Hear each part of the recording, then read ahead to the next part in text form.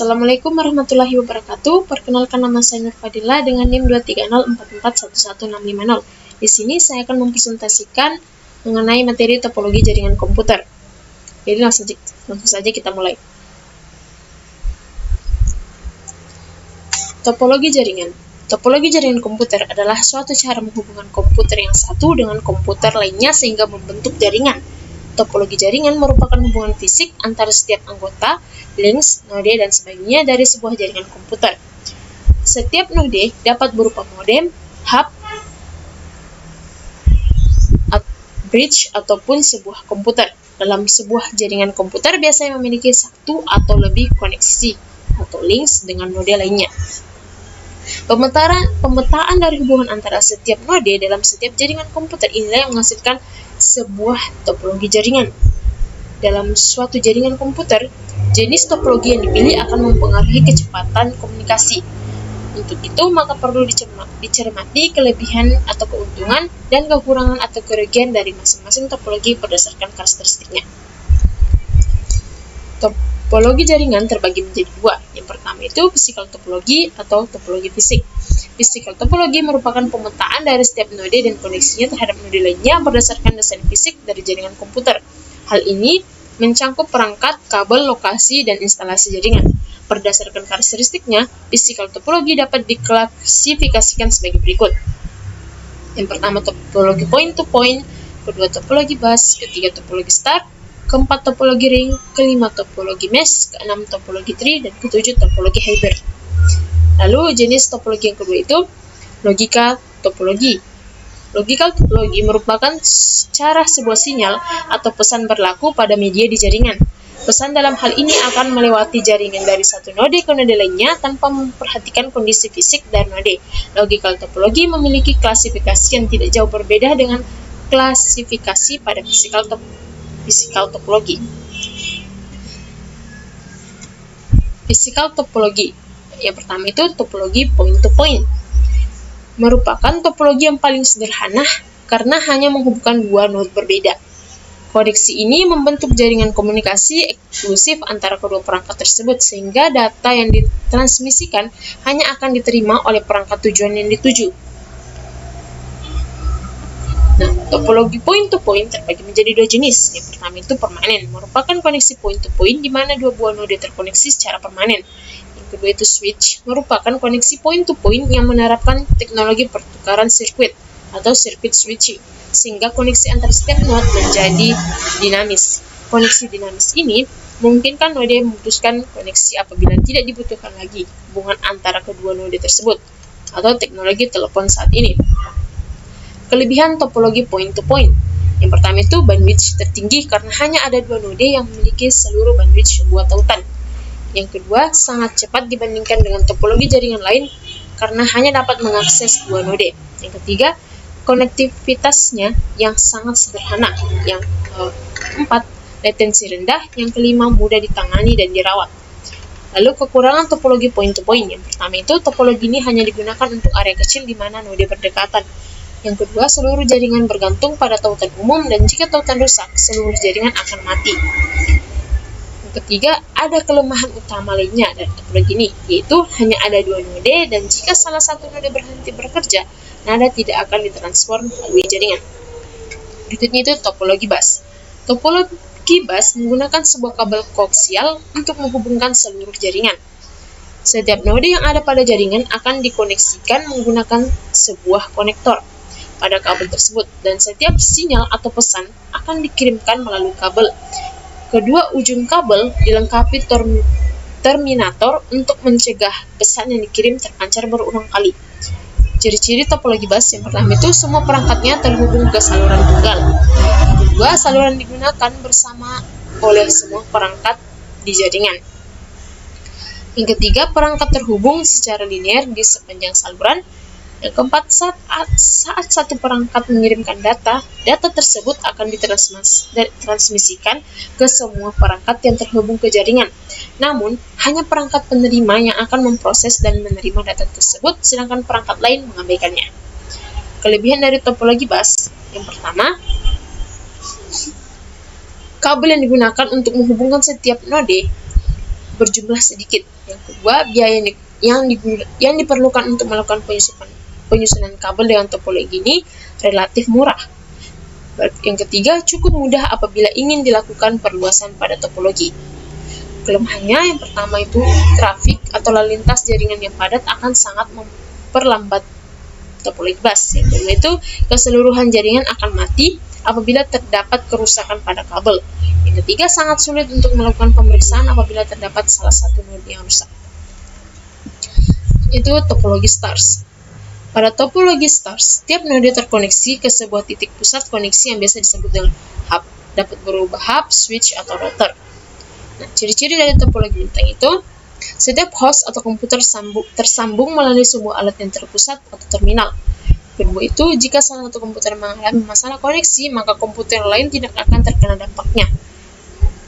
Berikutnya, setiap data yang dikirim oleh salah satu komputer akan melewati terminal terlebih dahulu, baru kemudian sampai pada komputer tujuan. Kelebihan dari topologi bintang yaitu mudah untuk mengubah dan menambahkan node baru ke dalam jaringan.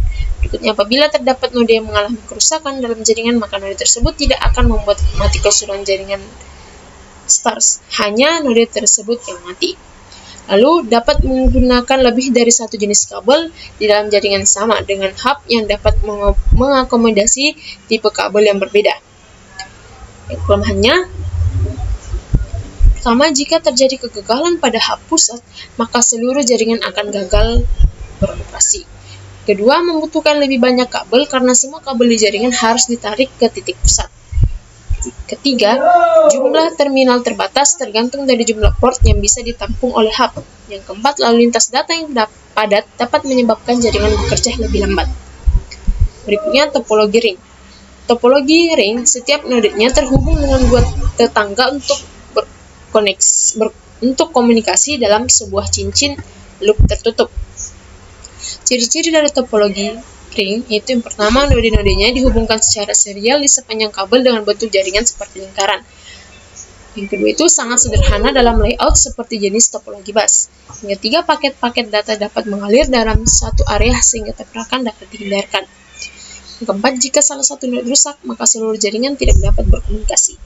Nah, kelebihannya yaitu data mengalir satu arah sehingga collision dapat dihindarkan. Yang kedua, aliran pesan dapat mengalir lebih cepat karena setiap node dapat melayani pesan dari kiri ataupun kanan. Yang ketiga, waktu yang digunakan dalam mengakses data lebih optimal. Yang keempat, sangat sederhana dalam penerapannya. Kelemahannya yaitu apabila ada satu node dalam cincin yang gagal berfungsi, maka akan mempengaruhi kinerja keseluruhan jaringan. Yang ketiga, menambah atau mengurangi komputer akan mengacaukan kinerja jaringan. Yang selanjutnya itu sulit untuk melakukan konfigurasi ulang. Berikutnya, topologi mesh. Topologi mesh adalah topologi jaringan yang hanya dapat terhubung satu sama lain secara Topologi mesh adalah topologi yang jaringannya dapat terhubung satu sama lain secara acak atau tidak teratur. Karena komputer langsung terhubung dengan komputer yang dituju, maka arus data dapat langsung dilakukan dengan cepat tanpa harus melalui komputer lain. Pesan yang dikirimkan pada topologi ini bisa melewati beberapa jalur yang mungkin dari sumber sampai tujuan. Berdasarkan jumlah node yang dapat dilaluinya, topologi acak dibagi menjadi dua bagian. Yang pertama itu poly connection, yaitu topologi mesh yang dimana setiap node pada jaringan terkoneksi dengan semua node yang ada pada jaringan secara point to point. Yang ketiga itu partially connection, yaitu topologi mesh yang dimana beberapa node terkoneksi lebih dari satu node pada jaringan dengan koneksi point to point. Ciri-cirinya itu setiap perangkat komputer dapat dalam topologi ini saling terhubung satu sama lain. Kedua itu, topologi ini memakai banyak kabel agar dapat menghubungkan semua perangkat. Ketiga itu, masing-masing node memiliki setidaknya 2 atau lebih port. Berikutnya, setiap node memiliki konfigurasi yang berbeda dalam komunikasi. Kelebihannya yang pertama itu mudah dalam menangani kegagalan yang mungkin terjadi dalam jaringan.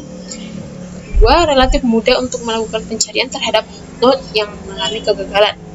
Selanjutnya, kelemahan dari topologi ini itu membutuhkan biaya yang relatif besar, lalu sulit untuk melakukan konfigurasi ulang dan instalasi node baru pada saat jumlah node yang terkoneksi berjumlah banyak. Berikutnya itu topologi tree. Topologi tree menggabungkan beberapa topologi bintang ke dalam sebuah topologi bus. Namun, dengan membedakannya adalah topologi tree ini terdapat banyak hub atau switch dalam jaringan dan sistem hierarkinya. Nah, ciri-ciri dari topologi tree yang pertama itu memiliki konfigurasi yang menggabungkan antara topologi bus dan star. Kedua itu pengguna dapat menambahkan lebih banyak node di area atau lokasi tertentu. Lalu, jika salah satu komputer di jaringan gagal, pengoperasian dari seluruh jaringan tidak akan terpengaruh. Kelebihannya yang pertama itu mendukung pengembangan lebih lanjut dari jaringan pada topologi bus. Lalu didukung oleh beberapa folder perangkat lunak dan perangkat keras. Kelemahannya yang pertama, panjang keseluruhan dari setiap bagian tergantung dari jenis kabel yang digunakan. Yang kedua, jika terjadi kegagalan pada bus, maka seluruh jaringan akan gagal berfungsi. Yang ketiga, lebih susah diterapkan dan dikonfigurasikan dari topologi lainnya. Berikutnya itu topologi hybrid. Topologi hybrid adalah model topologi jaringan yang unik karena merupakan gabungan dari dua atau lebih jenis topologi yang berbeda. Gabungan ini menghasilkan jaringan yang memiliki karakteristik khasnya tersendiri dan tidak terikat pada pola khusus seperti topologi lainnya. Ciri-ciri dari topologi hybrid yang pertama itu terdiri dari beberapa topologi, yang kedua itu reliabilitasnya tinggi, tiga lebih kompleks dalam hal manajemen dan konfigurasi karena melibatkan lebih dari satu jenis topologi. Yang keempat itu memungkinkan penyesuaian kinerja jaringan berdasarkan kebutuhan spesifik. Kelebihannya yang pertama itu dapat disesuaikan dengan kebutuhan spesifik dari berbagai bagian organisasi atau departemen. Yang kedua itu topologi hybrid mudah diperluas tanpa mengganggu operasi jaringan yang ada. Yang ketiga itu kinerjanya optimal. Selanjutnya itu kelemahannya. Yang pertama, biaya implementasi dan pemeliharaan yang tinggi. Kemudian, desain dan manajemen jaringan yang lebih rumit. Membutuhkan tenaga ahli untuk merencanakan konfigurasi dan pengelolaan jaringan secara efektif. Lalu, mungkin memerlukan infrastruktur jaringan yang lebih besar dan lebih beragam. Ini dapat mencangkup kebutuhan ruang fisik yang lebih besar dan perangkat jaringan tambahan, serta kebutuhan daya yang lebih tinggi. Manfaat dari topologi jaringan. Pertama itu meningkatkan kinerja jaringan. Pemilihan topologi jaringan yang tepat bisa memberikan dampak positif besar terhadap kinerja jaringan. Misalnya, topologi star memungkinkan perangkat untuk terhubung ke satu perangkat pusat, seperti switch yang mampu mengelola lalu lintas data secara efektif. Lalu yang kedua, memudahkan pemeliharaan dan perbaikan. Jaringan dengan struktur yang jelas dan terorganisir akan lebih mudah dalam mengidentifikasi dan menangani masalah. Contohnya topologi stars yang memberi kemudahan bagi teknisi untuk mengisolasi dengan cepat dan memperbaiki masalah tanpa harus mengganggu keseluruhan jaringan. Yang ketiga itu meningkatkan keamanan jaringan. Desain topologi jaringan yang efektif bermanfaat untuk meningkatkan keamanan melalui penerapan segmentasi dan pengendalian akses. Dengan segmen jaringan, berbagai bagian dapat diisolasi sehingga mengurangi risiko penyebaran ancaman dari satu segmen ke segmen lainnya. Yang keempat, mendukung penggunaan berbagai aplikasi dan layanan. Topologi jaringan yang dirancang secara efektif mampu mendukung beragam aplikasi dan layanan, mulai dari email hingga aplikasi berbasis cloud. Nantinya, ketersediaan serta kualitas layanan atau quality of service atau QoS dapat diatur untuk aplikasi-aplikasi yang bersifat kritis. Yang kelima, kompatibilitas dengan teknologi terbaru. Topologi yang sesuai dengan teknologi terkini memungkinkan integrasi perangkat atau sistem baru secara cepat dan efisien, sehingga perusahaan bisa mengimplementasikan inovasi terbaru seperti Internet of Things, IoT, atau teknologi 5G tanpa mengganggu struktur jaringan yang sudah ada. Nah, itulah tadi presentasi mengenai topologi jaringan komputer dari saya. Sekian dan terima kasih. Wassalamualaikum warahmatullahi wabarakatuh.